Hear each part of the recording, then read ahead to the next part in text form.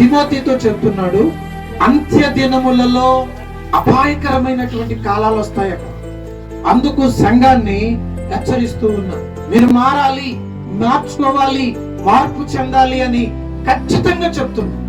అపోస్తలుడైన పౌలు గారు కూడా తిమోతికి పర్ఫెక్ట్ గా చెప్తున్నాడు, కరెక్ట్ గా చెప్తున్నాడు. మనుషులు స్వార్థ ప్రియులు, లోపల ఒక మాట చెప్తారు, బయటకు ఒకలాగా ఉంటారు. బయటకు ప్రేమించే వారు లాగా ఉంటారు, లోపల నీకు విరోధముగా పనిచేస్తారు. నీ దగ్గర నీ మాట చెప్తారు, నా దగ్గర నా మాట చెప్తారు. అపాయకరమైనటువంటి కాలము. ఎవరిని నమ్మాలో ఎవరిని నమ్మకూడదో తెలియదు. మనుషులు స్వార్థ ప్రియులు, ధనాపేక్షలట. మనము ఆ ఆపేక్షను చంపుకోవాలి, స్వార్థ బుద్ధిని చంపుకోవాలి. పెంకములాడు వారు, అహంకారులట. నువ్వు చెప్తే నేను వినేదేంటి, నీ దగ్గరకు నేను వచ్చేదేంటి, నువ్వు చెప్తే నేను మారేదేంటి, నువ్వెంతటి వాడవు, నేను తెలుసుకుంటే నిన్నేమైనా చేయగలను. అహంకారులు, దోషకులు ఏ మాటైనా నేస్తారు, వెనక ముందు ఆలోచన కూడా చేయరు. ఈ మాట అనాలా, ఈ మాట అనకూడదా అని కూడా ఆలోచన చేయరు.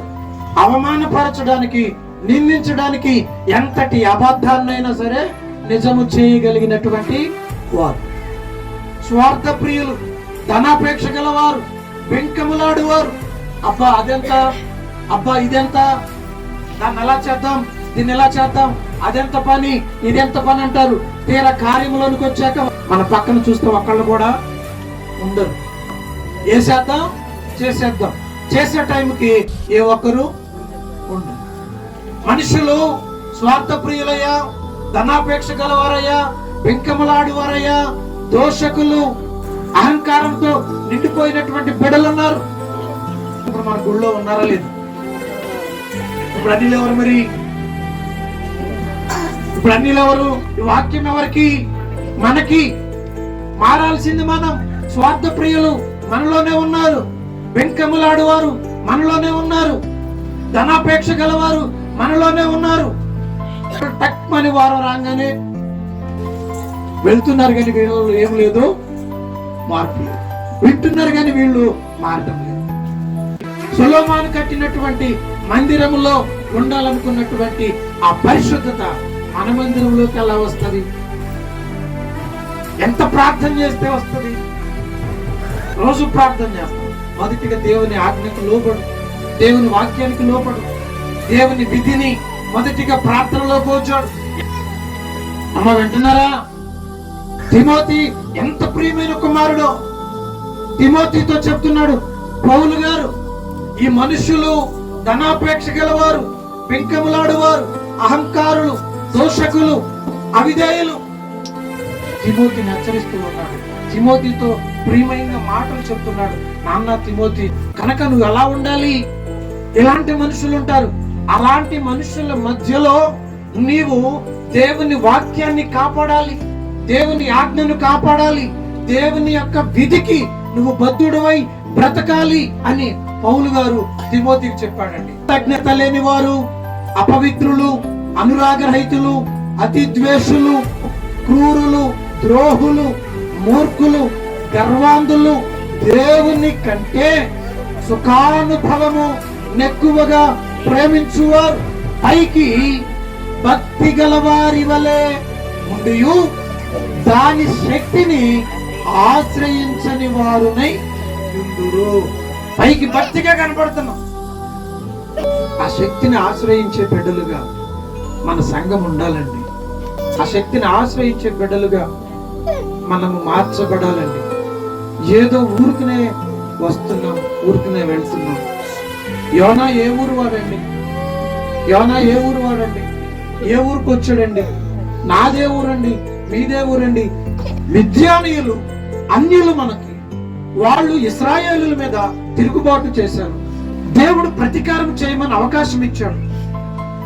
ఇప్పుడు పౌలు తిమోతితో చెప్తున్నాడు, అయ్యా మనుషుల మధ్యలో ఉంటున్నావు, ఆ మనుషులలో పైకి భక్తి ఉంటది, లోపల భక్తి ఏమీ ఉండదు. లోతన్ని భక్తి ఉండదు. పైకి బైబిల్ పట్టుకొని కనబడతారు, లోపల వారి జీవితాలలో అన్యుల వలె ఉంటాయి. మేడి పండు చూడు మేలిమయుండును, పొట్ట విప్పి చూడు. మన కుటుంబాలలో కూడా బయటికి బైబిల్ కనపడుతుంది కానీ లోపల బైబిల్ వాక్యం ఏమీ కనపడట్లేదు. ఎలా చెప్తున్నాడండి? ఎలాంటి వాళ్ళు ఉంటారు? నువ్వు జాగ్రత్తగా ఉండాలి అని చెప్తున్నాడు. ఇట్టి వారికి ఇమ్ముకుడవై ఇండుము, పాపభరితులై నానా విధములైన దురాశ వలన నడిపింపబడి ఎల్లప్పుడూ నేర్చుకొనుచున్నను సత్య విషయమైన అనుభవ జ్ఞానము ఎప్పుడునూ పొందలేరు. ఇంత లోతైన వాక్యాలు చెప్తుంటే మీరు ఇంకా అనుభవంలోకి రాకపోతే మన గుడి స్థిరపరచబడదు. చెడు మనస్సు కలిగి విశ్వాస విషయంలో భ్రష్టులై నేను చెప్పట్లేదన్నమాట. ప్రియ సంగమా, మీరు విశ్వాస విషయంలో భ్రష్టులు కావద్దు. అలా అయితే అన్యులు మీరే. నేను బొట్టు పెట్టుకొని నేను అన్యురాలను కాదు. బొట్టు పెట్టుకోకపోయినా దేవుని ఆజ్ఞ వినకపోతే నువ్వు అన్యుడవే అన్యుడు. దేవుని వాక్యపు మాట మనలో నివసించకపోతే మనము అన్యులమే. బొట్టు పెట్టుకున్న వాళ్ళే అన్యులు కాదు, పూజ చేసే వాళ్ళే అన్యులు కాదు. అసలు వాళ్ళతో మనకు సంబంధం వద్దు. బొట్టు పెట్టుకోకపోయినా పూజ చేయకపోయినా దేవుని వాక్యము నీలో లేకపోతే నువ్వు వారికంటే ఎక్కువ పాపము చేసిన వాళ్ళము అవుతావు. సొలొమోను ఇంత గొప్ప దేవదారు మ్రాణులు పెట్టి గుడి కట్టించావే, దీనిలో ఏముండాలి? నా ఆజ్ఞలు నా విధులు ఉండాలి, అప్పుడే నేను దానిని స్థిరపరుస్తాను అన్నాడు. మరి మనమందరము స్థిరపరచబడాలంటే మనం ఉండాలా వద్దా? ఎలా ఉండాలి? అయ్యా వాక్యం అంటాం, సాయంకాలం వెళ్ళేసరికి దెబ్బలాడుకుంటాం అంటే ఆ అన్యుడు కన్నా నువ్వే ఎక్కువ దేవునికి వ్యతిరేకమైనటువంటి పని